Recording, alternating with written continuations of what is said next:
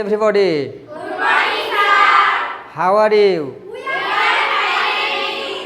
Alhamdulillah, I am fine also. Okay, sit down please. সবাই বসে পড়ো.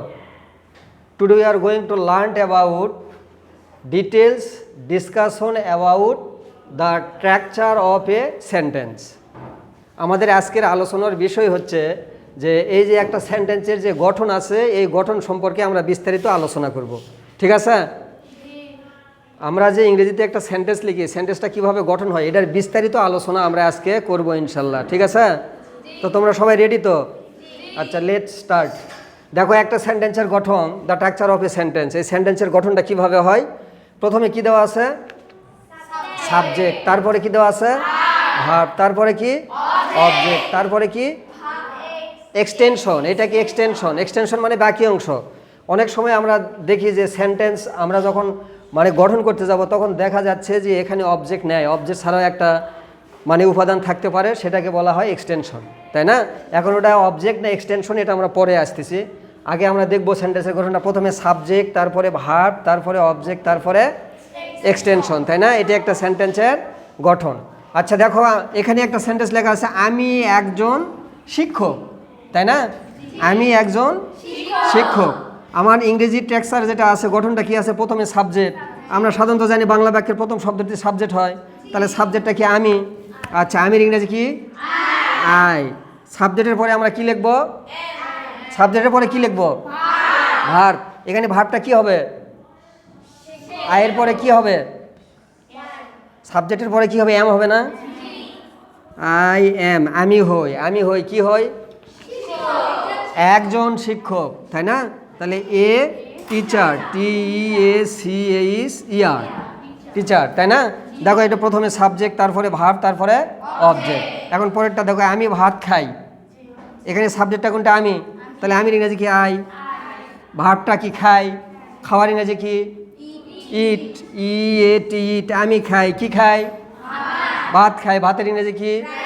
Rice, RICE, rice. ঠিক আছে?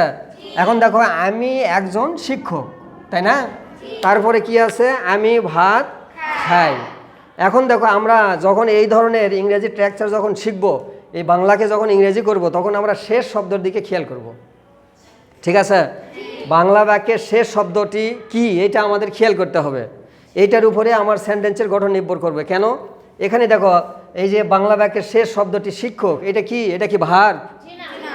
ভার্ব মানে কি? আমরা ভার্ব কি বুঝি? যেটার দ্বারা হওয়া, যাওয়া, করা, খাওয়া ইত্যাদি কাজ করা বোঝায়, সেটাকে ভার্ব বলা হয়, তাই না? কিন্তু আমার গঠনে কি দেওয়া আছে? সাবজেক্টের পরে ভার্ব। তাহলে এটা যে ভার্ব নয়, তাহলে আমি কি করব? এটা যখন আমরা দেখব যে বাংলা বাক্যের শেষ শব্দটি ভার্ব না হয় অন্য কিছু হবে, তখন কি হবে? বি ভার্বের ব্যবহার হবে, তাই না? বি ভার্ব বলতে আমরা কি বুঝি? Be, am, is, are, was, were, তাই না? আবার দেখো এখানে দেখো আমি ভাত খাই, এটা শেষ শব্দ কি? খাই। তাহলে খাইটা কি একটা ভার্ব না? ক্রিয়া। খাওয়ার ইংরেজি আছে, তাই না? ইংরেজি কি? ইট। তাহলে আই ইট মানে কি? আমি খাই কি? খাই। ভাত খাই। আই ইট রাইস, আমি ভাত খাই। ঠিক আছে? তাহলে এখানে আমরা ক্লিয়ার হলাম যে এই যে আমাদের গঠনটা লেখা আছে সাবজেক্টের পরে ভার্ব, তারপরে অবজেক্ট। এখন এখানে দেখো আমি একজন শিক্ষক। আমরা সাধারণত জানি যে বাংলা বাক্যের প্রথমে থাকে সাবজেক্ট, শেষে থাকে ভার্ব। বাংলা বাক্যের প্রথমে থাকবে সাবজেক্ট আর শেষে থাকবে ভার্ব। ঠিক আছে? এখন আমরা কি করব? এই যে সাবজেক্টের পরে ভার্ব লেখা আছে, বাংলা বাক্যের শেষ শব্দটি ভার্ব না হয়ে যখন অন্য কিছু হবে তখন এখানে সাবজেক্টের পরে কি হবে? বি ভার্বের ব্যবহার হবে। ঠিক আছে? আর যদি বাংলা বাক্যের শেষ শব্দটি ভার্ব হয় তাহলে তো তার নির্দিষ্ট ইংরেজি আছে। যেমন খাই, খাওয়ার ইংরেজি আছে না? যেমন যাই, যাওয়ার ইংরেজি আছে না? খাওয়ার ইংরেজি কি? গো। সরি, খাওয়ার ইংরেজি কি? ইট না? যাওয়ার ইংরেজি কি? গো। লেখার ইংরেজি কি? রাইট। পড়ার ইংরেজি কি? রিড। খেলার ইংরেজি কি? প্লে। এইরকম। তাহলে এখানে দেখো যখন শেষ শব্দটি ভার্ব হবে তখন তো তার নির্দিষ্ট একটা ইংরেজি থাকবে। আর যখন শেষ শব্দটি ভার্ব না হয় অন্য কিছু হবে, আমরা সুন্দর করে খেয়াল রাখবো যে এখানে সাবজেক্টের পরে তখন কি হবে? বি ভার্ব হবে। বি ভার্ব হবে। কি কি be verb? Be, am, is, are, was, were. তবে সাধারণত এম ইজ, আরটাই বেশি হয়, তাই না? এখন দেখো এখানে এই যে আমি যে সেন্টেন্সটা লিখছি আই অ্যাম এ টিচার, এখানে কি ভার্বের ব্যবহার হয়েছে? বি ভার্ব, তাই না? বি ভার্ব বলতে আমরা এখানে কি কি বুঝবো? এম, ইজ, আর, তিনটা, তাই না? দেখো এই তিনটার মধ্যে কোনটা বসবে সেটাই সাবজেক্ট বলে দিবে। তিনটার মধ্যে এখানে কোনটার ব্যবহার হবে, এম হবে না ইজ হবে না আর হবে? এখানে কে বলে দিবে? সাবজেক্ট বলে দিবে। সাবজেক্ট যদি হি সি ইট অথবা কোনো নাম বোঝায় তখন হবে ইজ। এই সাবজেক্টটা যদি হি সি ইট অথবা কোনো নাম বোঝায় তখন হবে কি? ইজ। ঠিক আছে।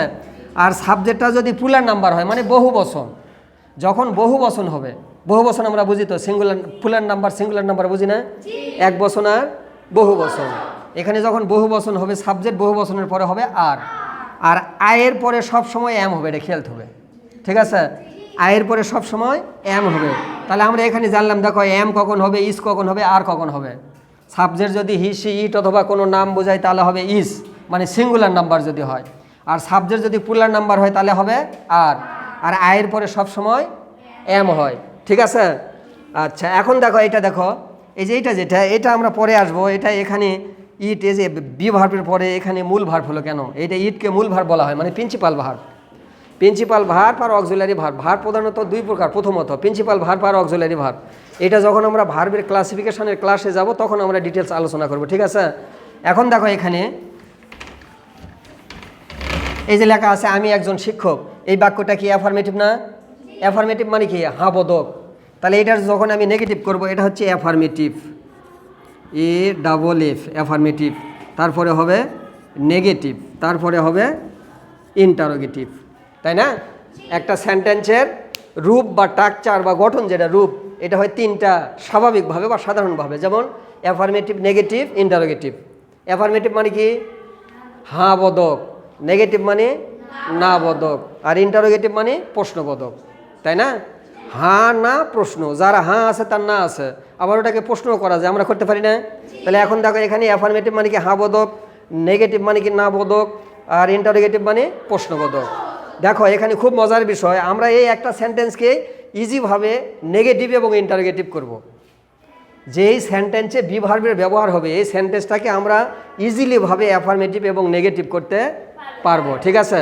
একটু খেয়াল রাখবে, দেখো এখানে যেই ভার্বই ব্যবহার হোক, এম হোক, ইজ হোক, আর হোক, ওয়াজ হোক, ওয়ার হোক, হ্যাভ হোক অথবা হ্যাজ হোক, ভালো করে লক্ষ্য করো, এখানে এম হোক, ইজ হোক, আর হোক, ওয়াজ হোক, ওয়ার হোক, যেটাই হোক, আমরা যখন নেগেটিভ করব শুধু এই ভার্বটার পরে নোট বসে দেব, তাহলে এটা কি হয়ে যাবে?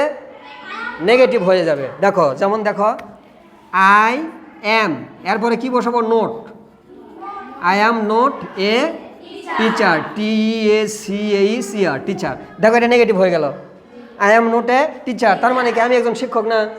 এখন দেখো আমরা যখন এটা ইন্টারোগেটিভ করবো, ইন্টারোগেটিভ করতে গেলে এখানে যেই ভার্বই হোক এটা কী হবে? সবার প্রথমে আসবে, মানে সাবজেক্টের আগে আসবে। তাহলে এখানে সাবজেক্টটা কি? আই না? আয়ের আগে আমি এম আনবো, এম। এম, তারপরে সিরিয়ালে যা আছে তাই আছে, আই আছে না? তারপরে কি আছে? এ আছে না? তারপরে কি আছে? Teacher, TEACHER। শেষে একটা কি দেব? প্রশ্নবোধক চিহ্ন দেব। ঠিক আছে। এইটা দেখো এখন খুবই সোজা।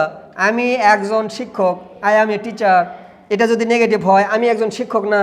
I am not a teacher, আমি একজন শিক্ষক না। আমি কি একজন শিক্ষক? এম আই এ টিচার, এটা প্রশ্ন করা হচ্ছে, তাই না?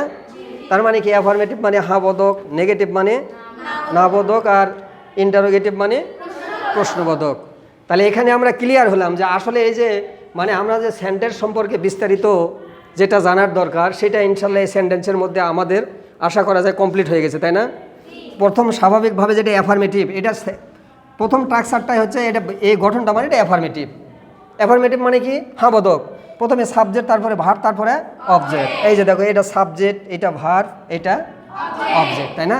তারপরে এই ধরনের বাক্য যখন আমরা নেগেটিভ করব, কোনো কিছু করার দরকার নেই, এখানে যেই ভার্বই হোক সেই ভার্বের পরে আমরা নোট লিখব।